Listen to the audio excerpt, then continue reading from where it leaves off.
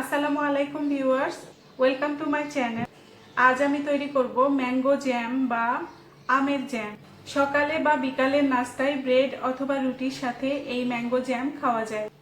এছাড়া বাচ্চাদের টিফিনে ব্রেড অথবা রুটির সাথেও দেওয়া যায়। বাজার থেকে ম্যাঙ্গো জ্যাম না কিনে আমের সিজনে বেশি করে ম্যাঙ্গো জ্যাম তৈরি করে রেখে দিলে সারা বছর ধরে এই ম্যাঙ্গো জ্যাম খাওয়া যায়।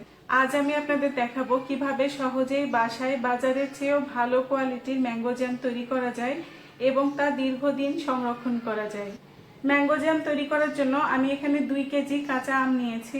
কচি আম যেটার আটি বাঁধেনি সেই ধরনের আম দিয়ে বেশি ভালো হয়, তবে যদি হালকা আটি বাঁধে তাতেও সমস্যা নেই। সেক্ষেত্রে আটির অংশটুকু কেটে বাদ দিয়ে আমগুলো কেটে নিতে হবে। 2 কেজি আমের জন্য আমি এখানে নিয়েছি মেজারমেন্ট কাপ দিয়ে মেপে 2 কাপ চিনি, হোয়াইট ভিনেগার বা সাদা সিরকা হাফ কাপ, লেবুর রস নিয়েছি 1 টেবিল চামচ। আমগুলো ভালোভাবে ছিলে এভাবে ছোট ছোট টুকরা করে নিয়েছি। এবার আমের টুকরাগুলোকে ব্লেন্ডারে স্মুথ করে ব্লেন্ড করে নিতে হবে।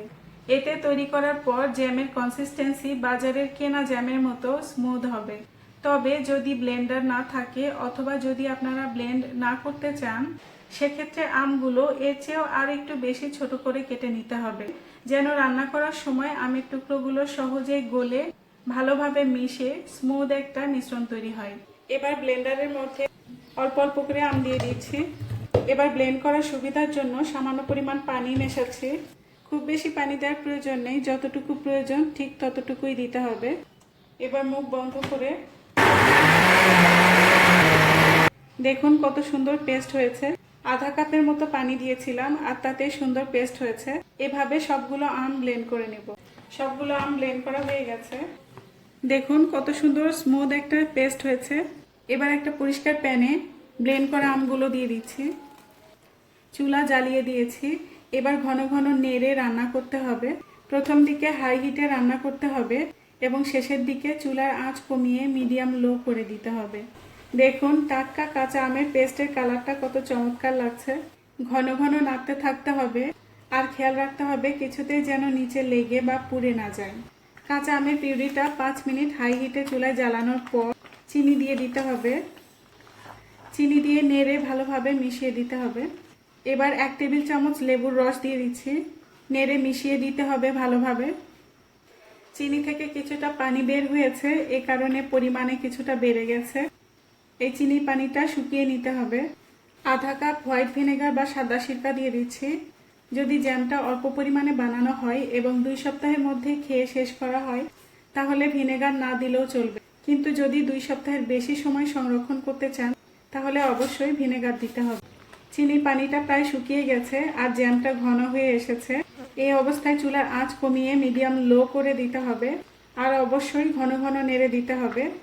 ম্যাঙ্গো জ্যাম অলরেডি বাজারের কেনা জ্যামের মতো সুন্দর কালার হয়েছে। দেখুন আমগুলো ব্লেন্ডারে ব্লেন্ড করে নেওয়ার কারণে জ্যামের মিশ্রণটা কত সুন্দর স্মুথ হয়েছে। কোথাও কোনো দলা নেই, একদম স্মুথ একটা জ্যাম হয়েছে। আম যদি ব্লেন্ড না করে ছোট ছোট টুকরা করে জ্যাম তৈরি করতে চান, চুলায় রান্না করার সময় সব সময় চামচ দিয়ে এমনভাবে নেড়ে দিতে হবে যেন আমের টুকরোগুলো সিদ্ধ হয়ে ভালোভাবে গলে মিশে যায়। আর সেক্ষেত্রে চিনি আরও দেরিতে দিতে হবে। প্রথমে আমগুলো সিদ্ধ করে নরম করে গলিয়ে এরকম পিউরি করে নিতে হবে, তারপর চিনি মেশাতে হবে। আমি 2 কেজি কাঁচা আমের জ্যাম তৈরি করেছি, তাই 2 কাপ চিনি দিয়েছি। আপনারা যদি আরও বেশি পরিমাণ আম দিয়ে জ্যাম তৈরি করতে চান তাহলে প্রতি কেজিতে মেজারমেন্ট কাপ দিয়ে মেপে 1 কাপ চিনি বাড়িয়ে দিতে হবে। ম্যাঙ্গো জ্যাম তৈরি হয়ে গেছে। ঠান্ডা হওয়ার পর জ্যাম আরও একটু জমে শক্ত হয়ে যাবে, এ কারণে এরকম থাকতেই নামিয়ে ফেলতে হবে। যখন জ্যামের পানি শুকিয়ে কমে এরকম হয়ে আসবে আর এভাবে প্যান থেকে ছেড়ে ছেড়ে আসবে, তখন বোঝা যাবে জ্যাম হয়ে গেছে। আর অল্প একটু জ্যাম একটা বাটিতে তুলে নিয়ে ঠান্ডা করে নিতে হবে। ঠান্ডা হওয়ার পর এই জ্যামটা যদি এমন কনসিস্টেন্সি হয় তাহলে বোঝা যাবে জ্যাম হয়ে গেছে। জ্যাম বেশি দিন সংরক্ষণ করতে চাই এই ধরনের পরিষ্কার কাচের বয়ামে ভরে রেখে দিতে হবে। কাচের বয়ামে বেশি দিন ভালো থাকবে। বয়ামগুলো পরিষ্কার করে ধুয়ে নেওয়ার পর পানিটা ভালোভাবে শুকিয়ে নিতে হবে। তারপর পরিষ্কার শুকনো চামচ দিয়ে জ্যামটা উঠাতে হবে।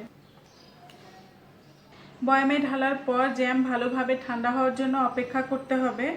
এভাবে ঢাকনা খোলা অবস্থায় 3 থেকে 4 ঘন্টা রেখে দিতে হবে। যখন জ্যাম পুরোপুরি ঠান্ডা হয়ে যাবে তখন ঢাকনা দিয়ে মুখ বন্ধ করে রেখে দিতে হবে।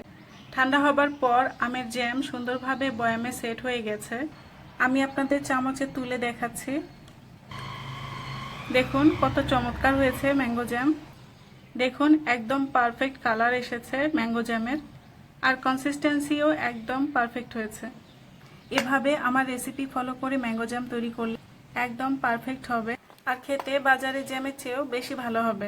ফ্রিজের বাইরে আপনি সংরক্ষণ করতে পারেন 3 থেকে 4 মাস।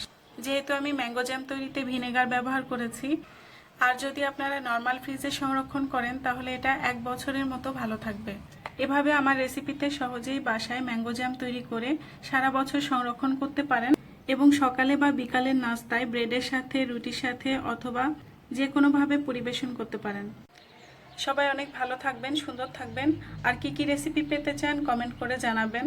আমার রেসিপি আপনাদের ভালো লাগলে আমার ভিডিওগুলোতে লাইক এবং কমেন্ট করতে পারেন। আমার ভিডিওগুলো শেয়ার করতে পারেন যত খুশি। আর আমার নতুন সব রান্নার রেসিপি পেতে আমার চ্যানেলটি অবশ্যই সাবস্ক্রাইব করতে ভুলবেন না। Thanks for watching. আল্লাহ হাফেজ।